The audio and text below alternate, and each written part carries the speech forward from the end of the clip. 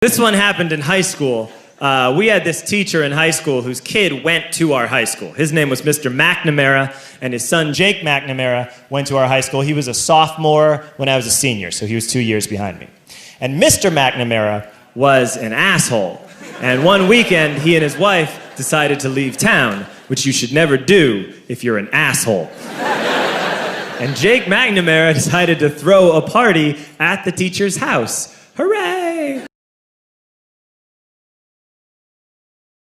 And everyone around town heard about it, and we all got up individually and thought, okay, let's go over there and destroy the place. I walked into this party, everyone I had ever met was there, and everyone was drinking like it was the end of the world. People were drinking like it was the Civil War and a doctor was coming to saw our legs off. It was totally unsupervised. We were like dogs without horses. We were running wild.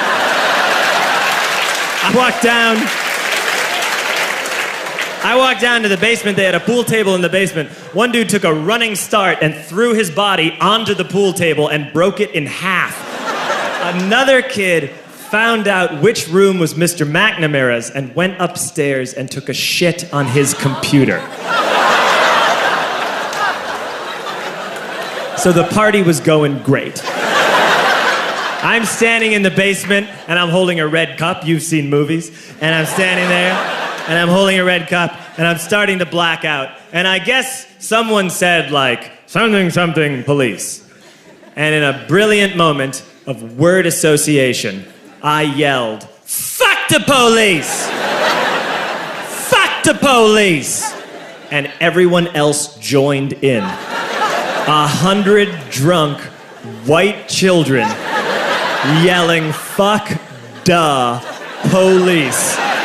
With the confidence of guys who have like already been to jail and aren't afraid of it anymore. You know, that like, I'll serve my nickel, you come and take me confidence. But white children.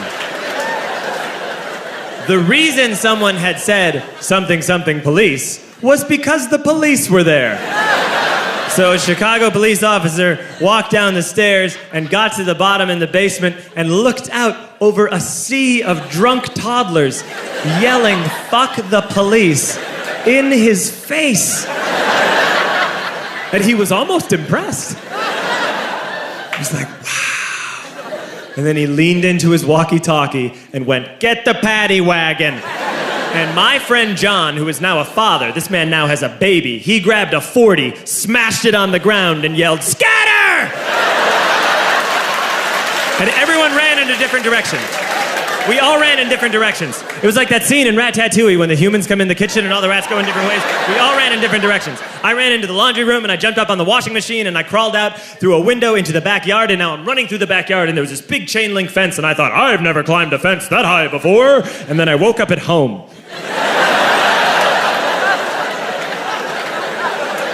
On Monday, I went to school because that's what we did back then. And I'm walking into the school building, and who do I see but Jake McNamara? And he says to me, hey, were you at my party on Saturday? And I said, no. You know, like a liar. And he said things got really out of hand. Someone broke the pool table. Someone took a shit on my dad's computer. But the worst thing, he says, the worst thing is that someone stole these old antique photos of my grandmother, and my parents are freaking out about it. And I had that thought that only blackout drunks and Steve Urkel can have.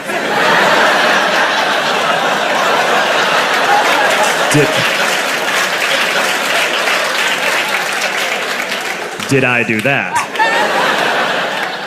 I figured, no, I wouldn't have done that. But I was never sure until 2 years later. Relax.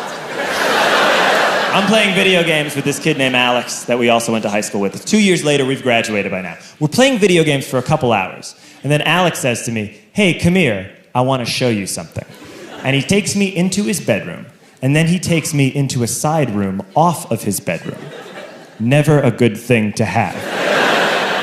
And he shows me a tiny room that is covered wall to wall in stolen antique photos from different people's parties over the years.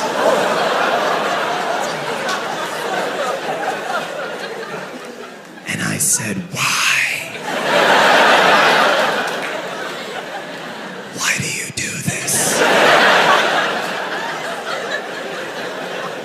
And Alex said, because it's the one thing you can't replace.